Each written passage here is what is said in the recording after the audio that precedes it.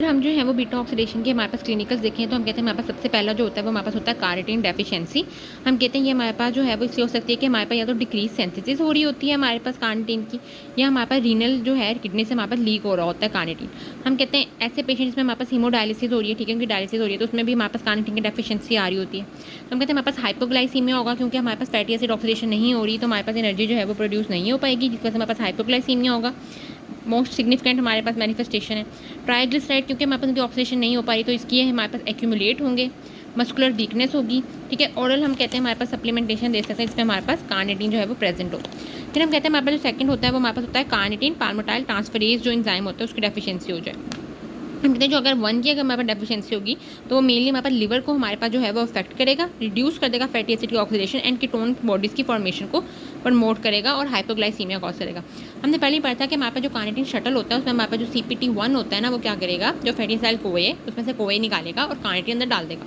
लेकिन क्योंकि हमारे पास जब हमारे पास CPT1 है ही नहीं और हमारे पास मेनली हमारे पास जो ये हो रही होती है कीटोन बॉडी की सिंथेसिस ऑक्सीडेशन, ये हमारे पास लिवर में हो रही होती है। जब हमारे पास ये नहीं होगा तो हमारे पास क्या हो जाएगा कि फैटी एसिड ऑक्सीडेशन हमारे पास नहीं होगी। जब हमारे पास फैटी एसिड की ऑक्सीडेशन नहीं होगी तो ट्राइग्लिसराइड्स में कुछ ना कुछ तो हमारे पास बनाना है ना, तो वो कीटोन बॉडीज़ बना देंगे, कीटोन जेनेसिस हमारे पास में हो जाएगी और हाइपोग्लाइसीमिया भी होगा क्योंकि हमारे पास ऑक्सीडेशन नहीं हो पा रही है और एनर्जी नहीं बन पा रही है। CP2 हम कहते हैं हमारे पास मेनली स्केलेटल मसल्स को कर रहा होता है इफेक्ट, लेकिन लेबर को भी करेगा। हम कहते हैं टाइप 2 हमारे पास डायबिटिक पेशेंट होते हैं उसको हम सल्फोनाइल यूरिया अगर वो ड्रग्स ले रहे हैं तो हमारे पास क्या होता है CP2 जो है वो इनहिबिट हो जाता है, जिसकी वजह से हमारे पास फैटी एसिड की ऑक्सीडेशन हमारे पास कम होती है और ग्लूकोजेनेसिस भी कम हो रही होती है। तो हमारे पास नेक्स्ट ऑर्डर होता है वो हमारे पास होता है सिड्स यानी सडन इन्फेंट डेथ सिंड्रोम। हम कहते हैं ये हमारे पास अनएक्सपेक्टेड डेथ होती है हेल्दी इन्फेंट्स की।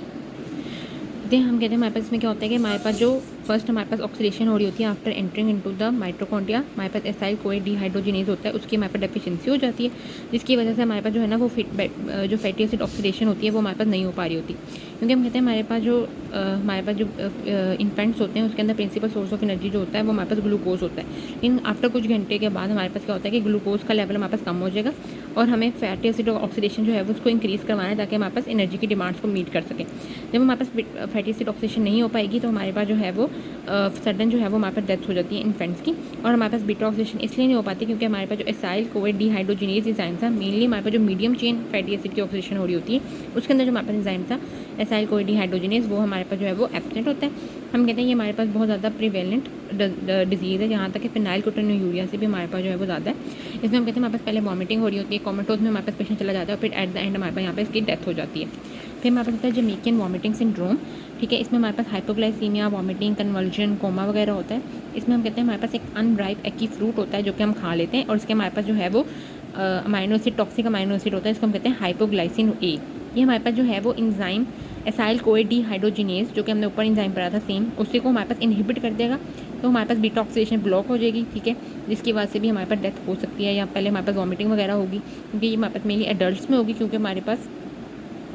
जो है वो हमने कोई फ्रूट वगैरह लाइक एडल्ट में ही खाया है तो ये हमारे पास एक्वायर्ड होगी, कंजेनाइटल नहीं होगी, ठीक है। तो हमारे पास इसमें जो है वो पहले हमारे पास वॉमिटिंग होगी, कन्वर्जन होगी, कोमा होगी और फिर अगर हमारे पास ना सिचुएशन हमारे पास हैंडल हो सके तो हमारे पास डायरेक्टली डेथ हो जाएगी।